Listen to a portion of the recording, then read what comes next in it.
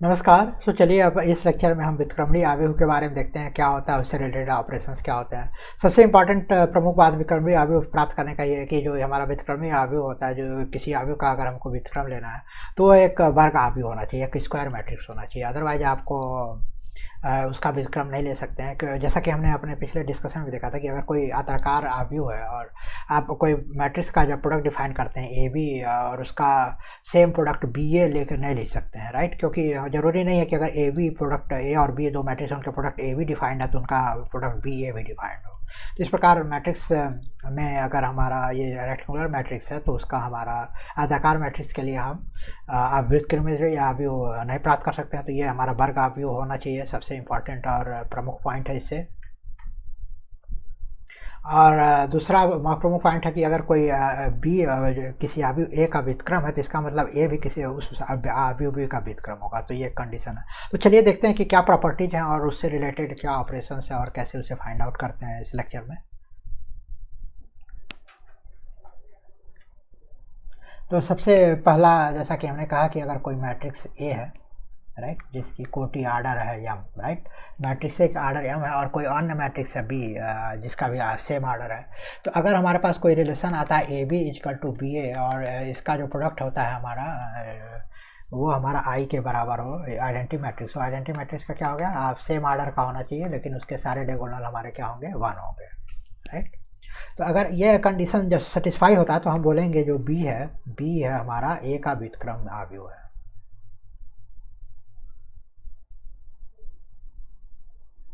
B ए का व्युत्क्रम आव्यूह है, राइट। तो इसको आप लिखेंगे B equal to A inverse, right. Similarly आप ये भी इस कंडीशन से आप बोल सकते हैं कि ए बी का व्युत्क्रम है, राइट। सो एक एग्जांपल देख लेते हैं। जैसे मान लीजिए आपके पास कोई ए है 2 3 1 2 है और बी है आपका 2 3 1 2 है, राइट। तो अगर जो प्रोडक्ट लेते हैं आप ए बी, वो आप इसे प्रोडक्ट ले सकते हैं 3 1 1 2 2 3 1 2, राइट। और इसको आप लिखेंगे तो कैसे करेंगे, आप इस रो को इस यहाँ पे मल्टीप्लाई करके यहाँ पे लिखेंगे, इस रो को इस से मल्टीप्लाई करके आप यहाँ पे लिखेंगे, राइट। तो चलिए फिर कर सकते हैं। तो 4 3 यहाँ पे आ जाएगा और यहाँ पे आ जाएगा ये -6 +6, यहाँ पे आ जाएगा 2 -2, यहाँ पे आ जाएगा -3 +4, राइट। और इसको आप सॉल्व करेंगे तो आपको मिलेगा 1 0 0 1, राइट। तो आपको मिला क्या, एक आइडेंटिटी मैट्रिक्स। तो इस हिसाब से अगर आप सेम प्रोसीजर फॉलो करके आप प्राप्त कर सकते हैं कि B A equal to I. तो इस हिसाब से आपका जो कंडीशन था A B equal to B A equal to I satisfy हो रहा है। तो इसका मतलब जो हमारा बी है मैट्रिक्स वो ए का इनवर्स है, तो B equal to A inverse, और you can say that A equal to B inverse, both are correct, right. तो ये तो हो गया हमारा व्युत्क्रम आव्यूह का परिभाषा, कैसे क्या कंडीशन है उसको प्राप्त करने का और कैसे उसको प्राप्त करते हैं। तो इससे संबंधित दो प्रमेय हैं जो बहुत प्रमुख प्रमेय हैं। एक तो प्रमेय ये है कि जो किसी आव्यूह का व्युत्क्रम जो आव्यूह होता है वो यूनिक होता है, वो मतलब आपका कोई एक आव्यूह ही होगा और ऐसे दो आव्यूह नहीं हो सकते हैं जो एक सेम आव्यूह का व्युत्क्रम हो, राइट।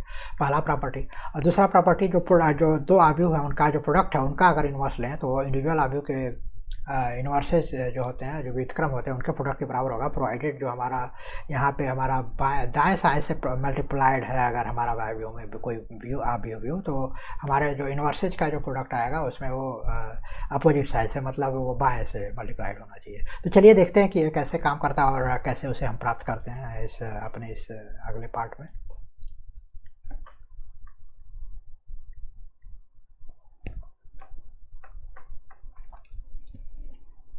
तो सबसे पहला, जैसा कि हमने कहा, जो हमारा थियरम था, प्रमेय था, वो है कि व्युत्क्रम आव्यूह की अद्वितीयता है। कोई वर्ग आव्यूह है,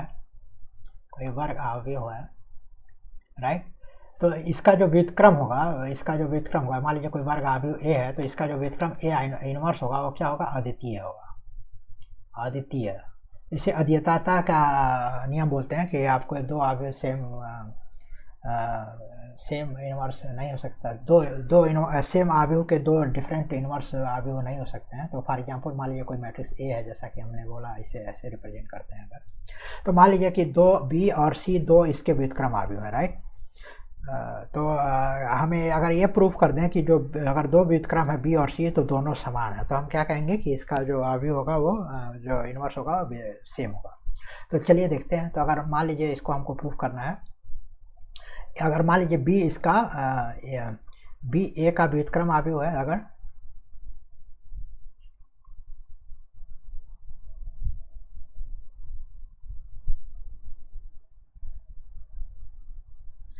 मान लीजिए अगर जो बी है बी ए का इन्वर्स मैट्रिक्स है, व्युत्क्रम आव्यूह है, तो आप क्या लिख सकते हैं, A B equal to B A equal to I. Similarly जैसा कि हमने कहा, अगर सी हमारा ए का व्युत्क्रम आव्यूह है, इन्वर्स है मैट्रिक्स का व्युत्क्रम है आव्यूह, तो आप उस केस में क्या ले सकते हैं, A C equal to C A equal to I, right. तो अगर हमारा दो आव्यूह इसके इन्वर्स हैं तो हमारे ये दोनों कंडीशन सेटिस्फाई होने चाहिए, ये कंडीशन और ये कंडीशन, राइट। तो चलिए अब देखते हैं कि बी इजकल टू सी आता है कि नहीं आता है। तो हम बी को हम क्या ले सकते हैं, हम लिख सकते हैं बी आई अगर हमारा ये है तो अब इसको लिखते हैं बी ए सी। और जैसा कि हम प्रॉपर्टी से जाते हैं कि हमारा एसोसिएटिव लॉ फॉलो करता है, तो हम ए बी को बी ए को हम ये ऐसे भी लिख सकते हैं, नो प्रॉब्लम, राइट। और बी ए का वैल्यू अगर यहाँ से देखें तो हम यहाँ से अप्लाई करें तो हमारा आई सी हो जाएगा, राइट। और आई सी हमारा क्या होगा, सी होगा। तो देखिए जैसा कि हमने कहा दो आव्यूहों का कंडीशन देखा, और हमने देखा कि अगर दो आव्यूह का व्युत्क्रम है तो इस कंडीशन को अगर सेटिस्फाई करते हैं तो हमारे दोनों आव्यूह सेम है। इसका अर्थ यह हुआ कि अगर कोई आव्यूह ए है और उसका इन्वर्स अगर एग्जिस्ट करता है तो वो हमेशा यूनिक होगा, कोई एक होगा। आपके दो ऐसे मैट्रिक्स नहीं भी सकते हैं जो सेम आव्यूह के व्युत्क्रम हो। तो ये तो हो गया हमारा एक थियरम। दूसरा इंपॉर्टेंट थियरम है कि अगर दो आव्यूह का प्रोडक्ट है, राइट, और अगर इसका इन्वर्स लेते हैं तो आव्यूह के इन्वर्सेज का जो प्रोडक्ट होगा वो होगा प्रोवाइडेड, जो हमारा यह बी है अपना राइट साइड से, इसमें जो प्रोडक्ट होगा लेफ्ट साइड से होगा। दैट इज़ वेरी इंपॉर्टेंट, क्योंकि जो हमारा ये कम्यूटिव लॉ जो हमारा इसमें क्रम विनिमय नियम इसमें फॉलो नहीं होता है प्रोडक्ट में मैट्रिक्स के। सो इसके लिए ये इसका प्लेसमेंट राइट साइड से लेफ्ट साइड से होना इम्पॉर्टेंट रखता है, और इस पर आप ज़रूर ध्यान दें।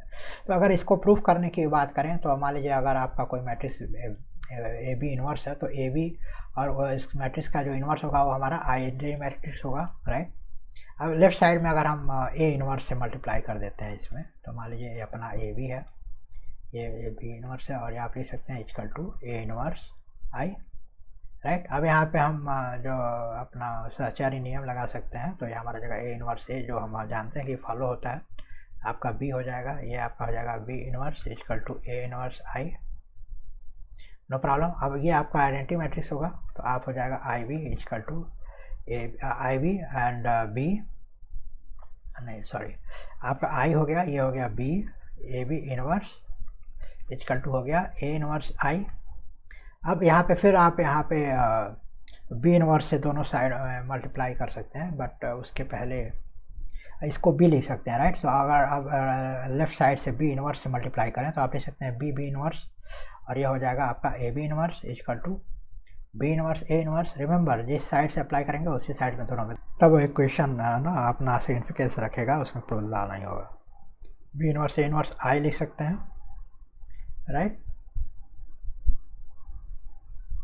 ये आपका मान लीजिए ऐसे है, तो बी इन्वर्स आई, अब यहाँ पे क्या हो जाएगा, आई हो जाएगा, और ये हो जाएगा आपका ए बी इन्वर्स, और यहाँ पे आपका ऐसे सहचारी नियम लगाएंगे तो यहाँ पे बी इन्वर्स ए इन्वर्स लिख सकते हैं और आई लिख सकते हैं, और ये आई इसका मतलब बराबर होगा, राइट।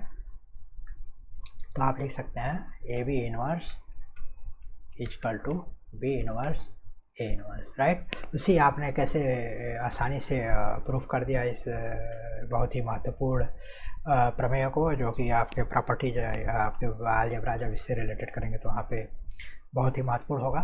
अब चलिए देखते हैं कि जैसा कि हमने अपने पिछले लेक्चर में प्रारंभिक संक्रियाओं के पढ़ा था, राइट, जिसमें हमारे तीन जो हमारे पंक्ति के थे, रो के, और तीन हमारे स्तंभ से संबंधित प्रारंभिक संक्रियाएं थे, जो हमारे मैट्रिक्स का जो ट्रांसफॉर्मेशन था, जो सो इनका प्रयोग हम आयवीयों का व्युत्क्रम निकालने में करेंगे। तो चलिए देखते हैं कि व्युत्क्रम निकालने वाले जब हम इसको किसी मैट्रिक्स के इक्वेशन में, किसी आयवीय के इक्वेशन जो होता है, समीकरण होता है, उसमें कैसे अप्लाई करते हैं, उसका क्या ग्राउंड रूल होता है, और उस अप्लाई जब करते हैं तो उसमें क्या क्या बातों का ध्यान रखना होता है, और उस हिसाब से अब कैसे कुछ एक एग्जाम्पल के साथ किसी मैट्रिक्स का हम इन्वर्स मैट्रिक्स निकालते हैं। तो चलिए देखते हैं।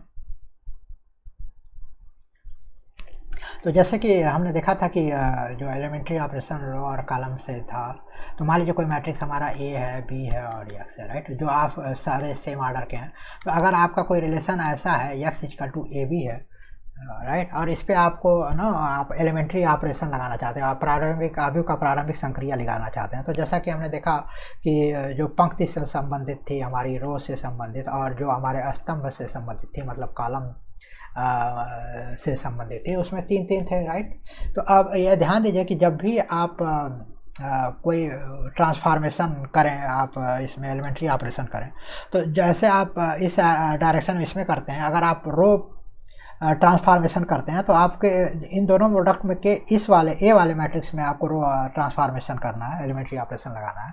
और अगर आप कॉलम का एलिमेंट्री ऑपरेशन करते हैं तो आपके राइट साइड में बी वाले मैट्रिक्स में करना है। तो ये इंपॉर्टेंट है। इसमें आप जब भी ऑपरेशन करेंगे, इधर रो करते हैं तो इसमें आपको रो ऑपरेशन सेम करना है, और अगर कॉलम ऑपरेशन इधर करते हैं तो इसके राइट साइड वाले जो मैट्रिक्स है उसमें करना है, राइट। तो आपको जो आपको जो इक्वेशन होगा वो अपना फिजिकल सिग्निफिकेंस रखेगा, मतलब वो इक्वेशन तब सेम रहेगा, मतलब आपने कुछ इधर उधर कर दिया और आपको नहीं पता कि वो इक्वेशन सेम रहा कि नहीं, राइट। तो अगर ये गाइडलाइन आप फॉलो करते हैं तो आपका इक्वेशन का जो वैल्यूज है, जो इसका सिग्निफिकेंस है, वो अपना बना रहेगा, वो अल्टर नहीं होगा। तो इस हिसाब से अगर मान लीजिए आपको कोई इन्वर्स मैट्रिक्स का निकालना है तो आप क्या करेंगे, तो आप मान सकते हैं कोई मैट्रिक्स लीजिए और उसे आप, जैसे अगर आपको रो ट्रांसफॉर्मेशन करना, रो ट्रांसफॉर्मेशन जैसे मतलब क्या हुआ, अगर आपको, जैसे हमने देखा था कि रो के लिए अगर आप रो आई है, इसको जे से हमने इंटरचेंज कर दिया, या रो R1 है उसको हमने किसी स्केलर से मल्टीप्लाई करके उसको मॉडिफाई कर दिया, या कोई R2 है हमारा जिसको हमने ट्रांसफॉर्म कर दिया R2 minus sum to R1, right. तो ये तीन प्रकार के रो के देखे थे। इसी प्रकार हमारे कॉलम के हो सकते हैं, थ्री ट्रांसफॉर्म कर दिया कॉलम R को कॉलम J में, या जो कॉलम 1 था उसको हमने के फैक्टर से मल्टीप्लाई करके कॉलम 2 कर दिया, या कोई हमारा कॉलम 3 था जिसको हमने ट्रांसफर कर दिया column 3 minus sum column scalar multiplication of column 2, right. तो इस प्रकार के सारे ऑपरेशन हमने देखे थे कितने प्रकार से कर सकते हैं और कैसे उसे इंगित करते हैं। तो उस केस में अगर हमको किसी मैट्रिक्स का इन्वर्स ज्ञात करना है, तो मान लीजिए आप ये मैट्रिक्स ए का इन्वर्स ज्ञात करना है, तो इसे आप ए आई ए ले सकते हैं। तो अब आप ये ध्यान रखिए, हमको अगर इन्वर्स ज्ञात करना है तो हमको इसको ट्रांसफॉर्म करना है, तब तक ट्रांसफॉर्म करना है जब तक हमको I equal to some matrix B A ना मिल जाए, राइट। तो अगर ये कंडीशन हम अचीव कर लेते हैं तो उस कंडीशन में हम कहेंगे कि जो बी है ए का इन्वर्स है, B is A inverse, right. तो ये कंडीशन हमको ट्रांसफर करना है। तो देखिए कैसे हमने चुना कि जब भी हमको रो ऑपरेशन लगाना है तो हम इस वाले मैट्रिक्स में लगाएंगे। तो इसका मतलब हम इधर रो ऑपरेशन लगाना चाहते हैं तो हमारा आई इस साइड में होना चाहिए, और अगर हमारा कॉलम ऑपरेशन लगाना चाहते हैं तो हम उसको ऐसे लिखेंगे, क्योंकि हम यहाँ से चालू करेंगे और फिर इसको कन्वर्ट करना चलेंगे। तो ये रिमेंबर रखिए कि आप आई किधर लेते हैं, अगर आपको रो ऑपरेशन लगाना है या कॉलम ऑपरेशन लगाना है। तो चलिए इसे एक सबसे अच्छा तरीका होगा समझने का कि हम एक उदाहरण से समझते हैं। तो चलिए एक उदाहरण लेते हैं जिसमें मान लीजिए हमारा मैट्रिक्स है ए इक्वल टू 1 2 2 -1, राइट। अब हमें इसका इन्वर्स ज्ञात करना है, हमको ए इन्वर्स पता करना है कि क्या है, राइट। सो मान लीजिए इसको हम इक्वेशन के रूप में मान लीजिए हम लिखेंगे, हमारा कोई मैट्रिक्स आइडेंटिटी सेम ऑर्डर का होगा तो क्या होगा, वो 1 1 होगा यहाँ पे डायगोनल पे, और बाकी सारा 0 होगा। तो उसी हम इस फॉर्म में लिखते हैं, मान लीजिए आई इक्वल टू, और हम यहाँ पे अपना संक्रिया लगाते हैं, पंक्ति संक्रिया लगाते हैं, रो ऑपरेशन, राइट। तो पंक्ति संक्रिया में हमारा क्या होना चाहिए, जो आई होगा हम यहाँ से चालू करते हैं, ये सेम है, राइट। तो अगर हम मैट्रिक्स की वैल्यू लिखें अगर मैट्रिक्स फॉर्म में, और हमारा हमको लाना क्या है कि हमारा जो इक्वेशन आ जाए वो सम इस प्रकार का आ जाए, राइट। तो ये हमारा इस साइड में बना होना चाहिए। तो जब हम ये संक्रिया लगाएंगे तो हम लिख सकते हैं, क्या लिख सकते हैं, तो हमारा ये हो जाएगा 1 2 2 -1, इक्वल टू आई का वैल्यू लिख दीजिए 0 1 और हमारा ए इधर होगा, तो हम इसको टच नहीं करेंगे, हमें तो जैसे वैसे आएगा, क्योंकि हमको यहाँ पे ट्रांसफॉर्म करके ऐसा बनाना है कि जो ये मैट्रिक्स हमारा आइडेंटिटी मैट्रिक्स हो जाए और जो उसके बाद ऐसा करने पे जो हमारा यहाँ पे मैट्रिक्स होगा वही उसका इन्वर्स होगा, राइट। तो इसको जीरो करने के तरफ अगर कदम बढ़ाएं, अगर हमारा ये 1 ऑलरेडी है तो हमको फोकस करना है कि इसको हमको जीरो कैसे करना है। तो यहाँ पे इसको जीरो करना है पहले और इसको 1 करना है। तो क्या कर सकते हैं इसके लिए, तो सबसे पहले चलिए जो इसका रो है, रो पंक्ति ऑपरेशन है, रो R2 को हम ट्रांसफार्म कर देते हैं R2 माइनस 2R1 से। तो इसका अगर ट्रांसफार्मेशन लगाते हैं तो हमारा जो इक्वेशन जो होगा मैट्रिक्स का वो क्या हो जाएगा, वो हो जाएगा हमारा रो 1 सेम रहेगा और जो रो 2 होगा वो हमारा हो जाएगा R2 माइनस 2R1, राइट। तो ये आपका हो जाएगा 0 और ये आपका मिल जाएगा -5, राइट। और यहाँ पे आपका उसी हिसाब से जो यहाँ पे आप लगाएंगे तो आपका क्या होगा, R1 जो होगा जी सेम रहेगा और R2 हो जाएगा आपका -2 1 और ये ए सेम। तो देखिए कैसे आप अब अग्रसर हो रहे हैं अब उधर की तरफ जहाँ पे हमको आइडेंटिटी मैट्रिक्स लाना है। अब चलिए इसमें इसको 1 करना है, इसको 1 करते हैं। तो इसके लिए अब क्या करेंगे, जो हमारा क्या करना पड़ेगा, जो R2 है उसको हम स्केलर मल्टीप्लिकेशन -1/5 R2 से ट्रांसफॉर्म कर दें तो हो सकता है। चलिए देखते हैं। तो हमारा R1 सेम रहेगा, R2 हमारा ये 0 ही रहेगा और ये हमारा हो जाएगा 1, राइट। तो सेम ऑपरेशन इस वाले मैट्रिक्स में करना पड़ेगा अगर इक्वेशन मैट्रिक्स इक्वेशन बरकरार रखना है। तो 1/5 ये हो जाएगा हमारा 0, नहीं हमारा ये तो सेम रहेगा, राइट। 1 0 सेम रहेगा, हमारे R2 में करना है। तो हो जाएगा आपका ये 2/5 और ये हो जाएगा आपका -1/5, राइट। और ये आपका ये, राइट।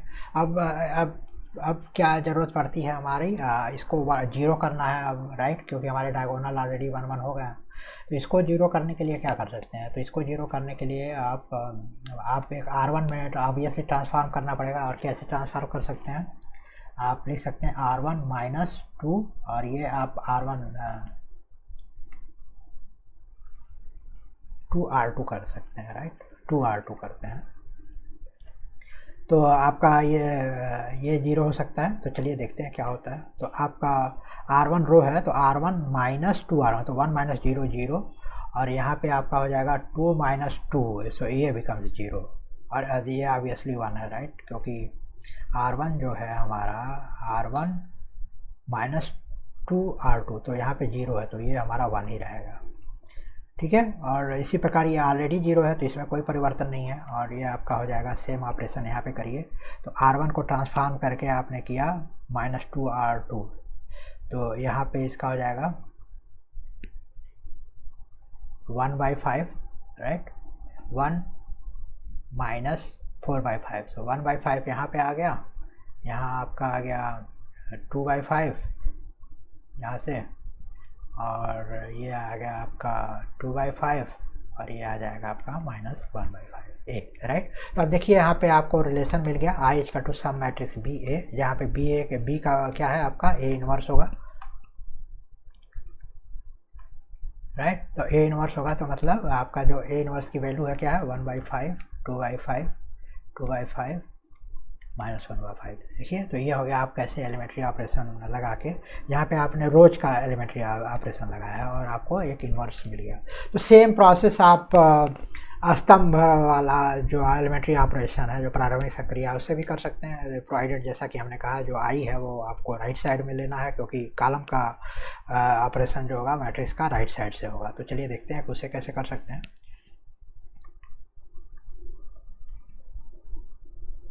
स्तंभ संक्रिया, राइट। तो स्तंभ संक्रिया के लिए आप जैसा कहा कि इसे आप राइट साइड से प्रोग्रेस करेंगे और आपको इसको लाना है कि आपका I equal to some matrix A B हो जाए, तो जहाँ पे बी होगा हमारा ए इनवर्स होगा, राइट। तो आपको इस कंडीशन तक आना है। तो चलिए देखते हैं। जो हमारा I था क्या था 1 2 2 -1 इक्वल टू ए हमारा identity matrix of the same order, right. चलिए अब यहाँ पे हम कॉलम वाला जो स्तंभ का संक्रिया लगाते हैं तो C2 को ट्रांसफार्म करते हैं हम C2 - 2C1 से। तो क्या होगा हमारा रिजल्ट, हमारा होगा यहाँ पे 1 C2 1 2 कॉलम सेम, रो हमारा ये सेम रहेगा, तो 1 2 सेम रहेगा। C2 ट्रांसफॉर्म हुआ C2 माइनस 2C1, तो 2C1 ये होगा, तो ये हमारा हो गया 0, राइट। इसी प्रकार ये हो जाएगा C2 मतलब ये -1 और -4, सो ये हो जाएगा हमारा -5। सेम ऑपरेशन हमारा इधर भी होगा, तो आपको मिलेगा 1 -2 0 1। आप सॉल्व करेंगे तो आपको ये मिलेगा।